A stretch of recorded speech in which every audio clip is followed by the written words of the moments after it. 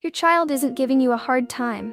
They're having a hard time, and they need to borrow your nervous system to find their way back. Hey everyone, and welcome back to the channel. I'm Sarah. Today, we're doing something a little different. Usually, we're talking about the kids, milestones, the best educational toys, or how to get them to eat a vegetable that isn't a French fry. But today, this video is for you. It's for me. It's for every single parent out there who feels like they're running on an empty tank that's been leaking for 3 days straight. I want you to close your eyes for a second and picture this. You've just finished a marathon of a workday. Your brain is absolutely fried from deadlines, constant Slack notifications, and the sheer weight of adult responsibilities. You walk through the front door, and all you're hoping for, just praying for, is 5 minutes of peace. Just 5 minutes to put your bags down and breathe. But the universe has other plans. In that moment, that sound, sharp, piercing, relentless, it feels like a dental drill going straight into your brain. Your heart starts racing against your ribs. Your chest tightens until it's hard to draw a full breath. You feel this literal wave of heat, like a physical ping, rising from your stomach and flooding your face. And in your head, there is a voice screaming louder than she is. Stop it. Just stop it. I cannot take one more second. If you've been there, if you've stood in your kitchen, feeling like a ticking time bomb, I want you to know, you are exactly where you need to be. Let's be honest with each other right out of the gate. Have you ever felt your heart race or your chest tighten the very second your child starts crying? If yes, drop a 1 in the comments. If no, drop a 0. There is no shame here. Naming that physical reaction is the first step toward healing it. Today, we're diving into the most vital skill in the entire parenting handbook. It's not about discipline. It's not about sleep training. It's about self-regulation. How do we stay the anchor when our kids are the storm? Before we go any deeper, I want to be 100% clear. I'm not a doctor. I'm not a clinical psychologist. I'm just a mom who has struggled deeply with losing her cool. A mom who spent too many nights crying in the pantry because I felt like I was failing. I found a path forward through neuroscience and psychology, and I'm sharing what worked for me. This is educational, peer-to-peer support, not a replacement for professional medical advice. Let's get real for a second. Before I learned how to stay calm, I honestly thought I was a bad mom. I would scroll through Instagram, see these gentle parenting influencers who looked like they lived in a perpetual state of zen, even when their kids were painting the walls with spaghetti sauce, and I'd wonder, what is wrong with me? Why am I a ticking time bomb? Then I came across a statistic from the Lurie Children's Research Institute that changed my entire perspective. 74% of parents experience intense sensory overload while caring for their children. Think about that. Nearly 3/4 of us are walking around in a state of sensory red alert. The constant mom, mom, mom. The high-pitched squeals. The sticky fingers on your clean clothes. The touched out feeling where you just want your body to belong to you for a second. All of it activates our nervous system. When Lucy has a meltdown, my logical brain knows she's just 3. It knows she's tired or hungry or just doesn't have the words to say she's frustrated. But my survival brain, it doesn't care about logic. Deep inside your brain sits a tiny, almond-shaped structure called the amygdala. It's your internal smoke detector. When Lucy screams, my amygdala doesn't hear upset child.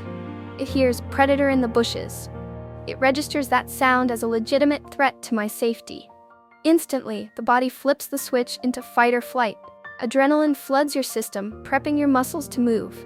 Cortisol, the stress hormone, spikes, keeping you on high alert.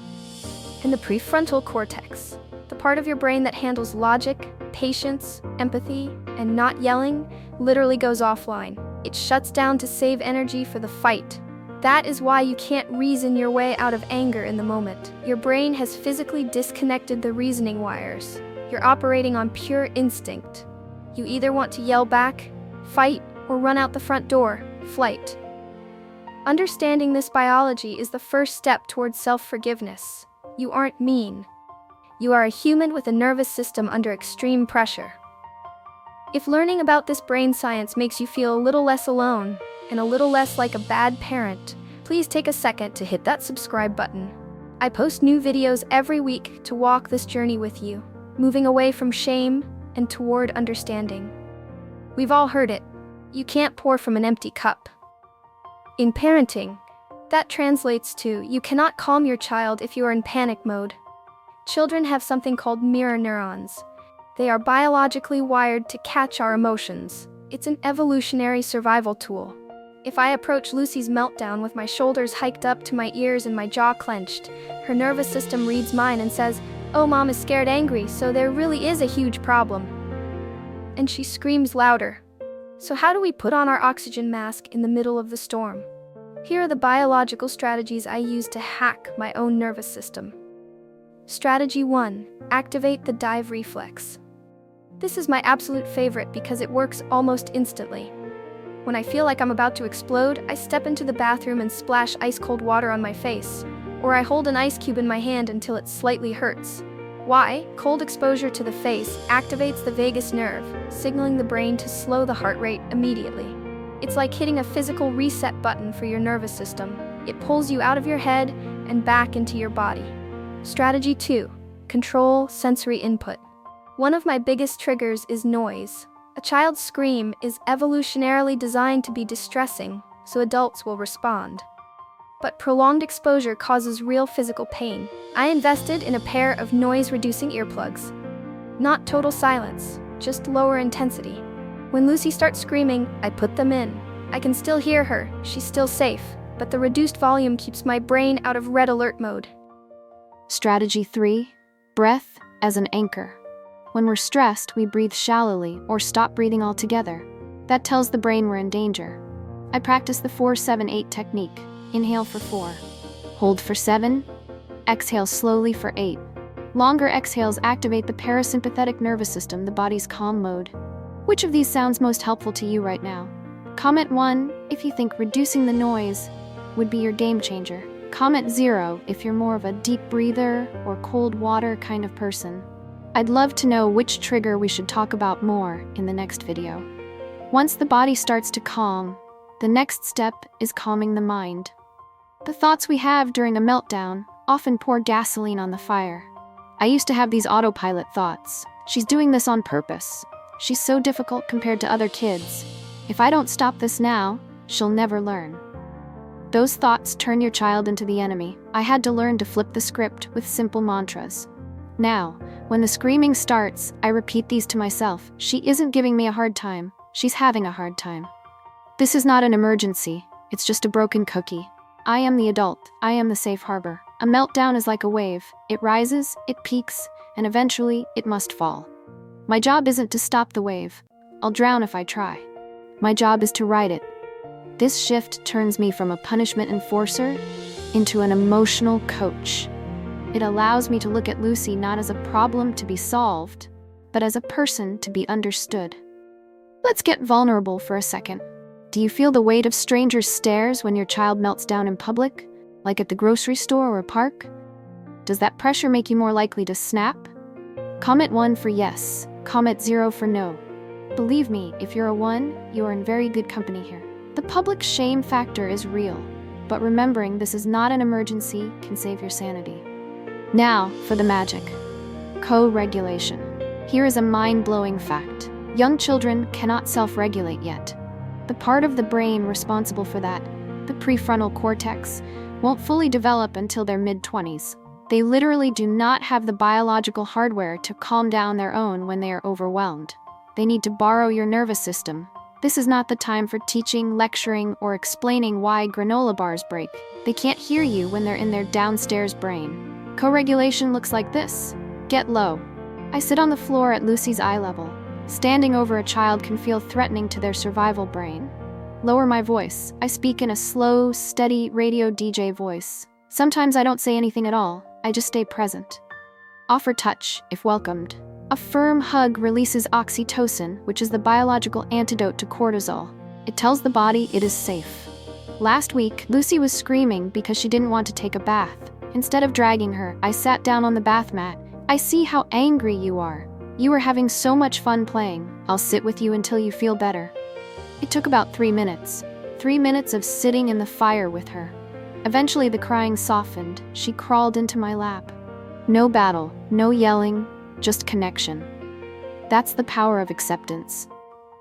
You aren't giving in to the tantrum. You are supporting the child through the tantrum.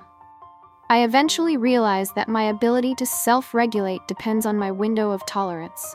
When I'm sleep-deprived, hungry, and overstimulated, that window is tiny. I had to start prioritizing the invisible basics. Sleep whenever possible. I know, easier said than done. Eat regularly. Low blood sugar is the enemy of patience. Micro breaks. Even 15 minutes of alone time to walk, read, or just stare at a wall. And most importantly, the repair. I mess up. I yell sometimes. I'm human. I am not the Zen monk of parenting. When we're both calm, I go to Lucy and I say, "I'm sorry I yelled earlier. I was feeling very frustrated and I lost control of my feelings. I love you and I'm working on doing better." Apologizing doesn't weaken your authority. It builds a bridge of trust. It teaches her that relationships are messy, but they can be fixed. It shows her that even adults make mistakes, and that responsibility is a beautiful thing.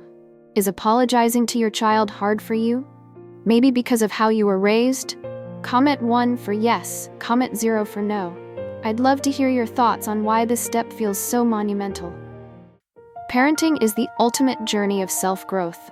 Our children are our toughest teachers, pushing every button we have, not to annoy us, but because they are showing us where we still need to heal. You don't need to be perfect. You just need to be good enough, present, willing to try again, and brave enough to look at your own triggers. Next time your child explodes, remember the oxygen mask.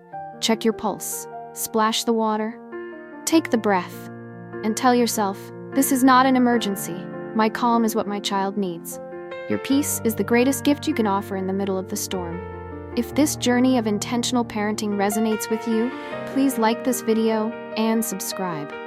Your support truly keeps this channel going and helps us reach more parents who are struggling in silence. Thank you from the bottom of my heart for listening. I'm Sarah, and I'll see you in the next video.